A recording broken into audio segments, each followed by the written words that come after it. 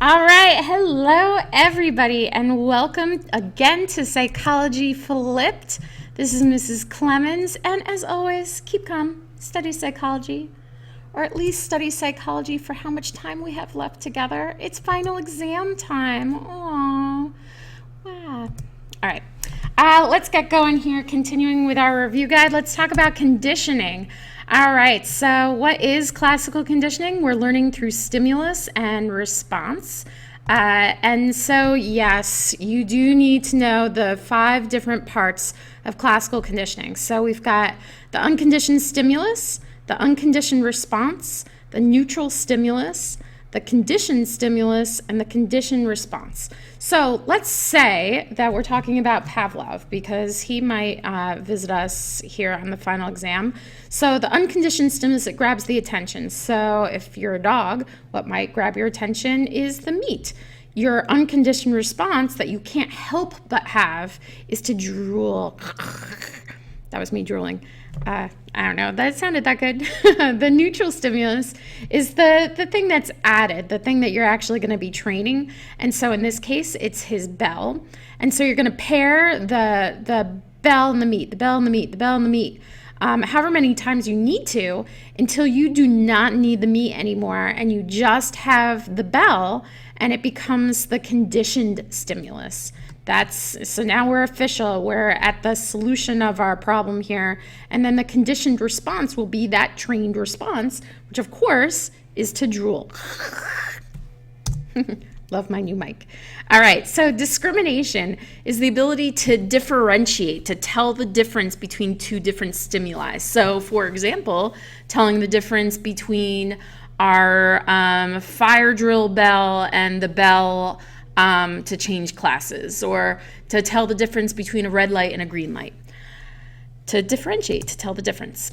Generalization is when you are not able to tell the difference. So that if I say, bring, bring, bring, you get up and start moving to the next class, which don't do that, that's weird. All right, little Albert, he suffered from generalization. He became afraid of all things white and fluffy, which was not good. Operant conditioning is when you learn through rewards and punishments. So it is really important that you understand the difference between classical, where you've got the stimulus and response, all this stuff, and operant conditioning through rewards and punishments. Basically, operant conditioning is sort of like how your parents train you, or how we are in school. We give you detention if you're bad. This is it's kind of a little bit more natural, the classical conditioning, like how my cat gets trained to do different things.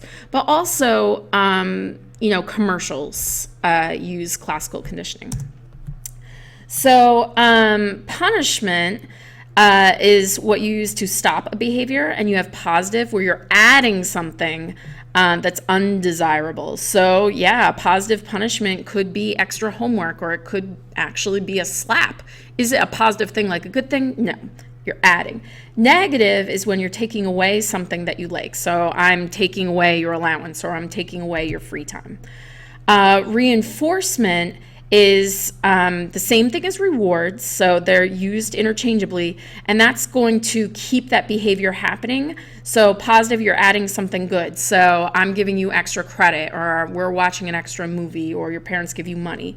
Negative is I'm taking away something you don't like. You don't have to do chores. You don't have to do the essay. All right, memory. Long-term memory lasts indefinitely. So you might remember something for a week, that's long-term memory, or you might remember it for the rest of your life, that's still long-term memory. All right, so now this is important. How are our memories stored? We're not sure completely. We know that they're throughout our brain, so there's not one place, and that when we remember things, a lot of times it's through our emotions, sometimes it's through our senses. So it could be the smell of something reminds you, of something from your past, and also language. But yeah, most of our memories are non-verbally recorded. Short-term memory, we have that as long as it can be repeated. So that's why, if I tell you my phone number and you're just repeating it over and over and over again, you can't repeat it anymore. It's not there anymore. All right, so some of these words turn up in our multiple choice. So sensory storage, that's the one, it's even shorter than short-term memory. It's there just for a couple of seconds. Rehearsal is a way you can make memories move from short-term to long-term. So you're going to practice it. So like practicing your jump shot, or practicing lyrics to a song, or practicing your lines in a play. Chunking is when you're grouping items together, like a phone number or social security number.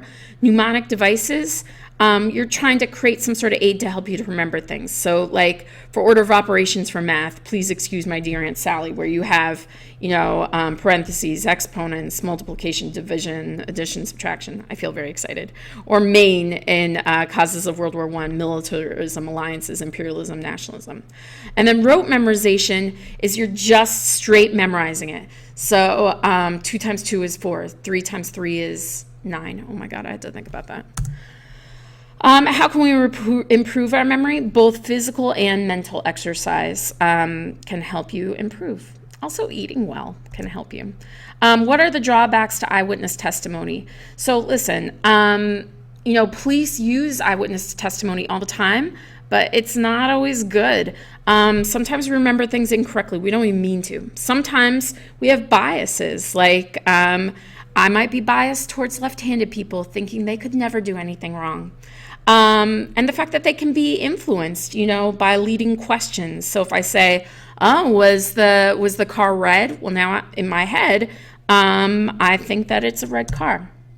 All right, abnormal behavior. We're on the home stretch here.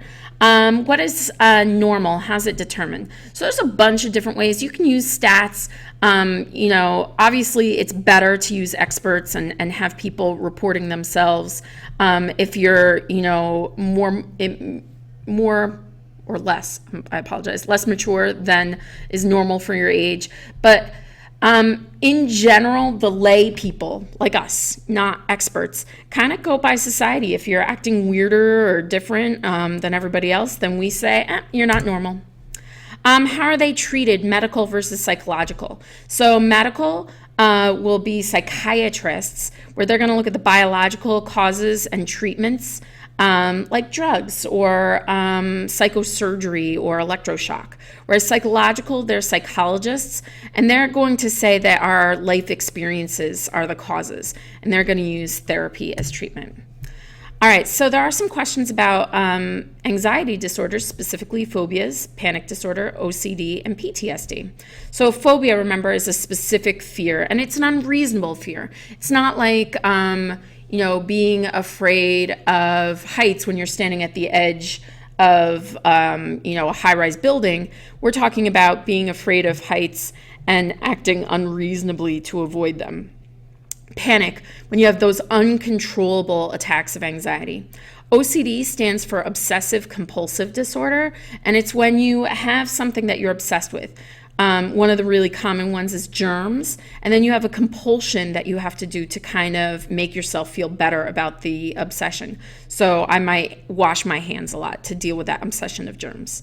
PTSD stands for post-traumatic stress disorder, and so this is when you have anxiety issues when you have a traumatic event.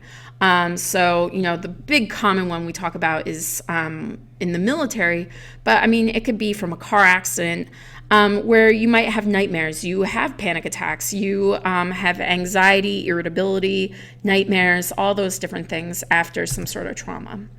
A somatoform disorder is when you have physical symptoms without a physical cause. And the one that I told you to look out for is conversion disorder. And that's the one where you might, like the clip from Band of Brothers that we looked at, where you're going blind. There's no physical cause for it. You can't handle what you're seeing. Dissociative disorders, remember that under dissociative disorders, that's where we were talking about the dissociative fugue, or dissociative amnesia, first where you forget who you are, dissociative fugue where you forget who you are and there's movement involved, and dissociative identity disorder. Why do people have these? Usually there's some sort of severe psychological trauma where you're just trying to escape reality. Some of the symptoms associated with depression: sadness, lethargy or lethargy, however you'd like to say it, excessive weight gain or weight loss, change in appetite where you're eating more or eating less. You might be preoccupied with death, maybe thinking about suicide.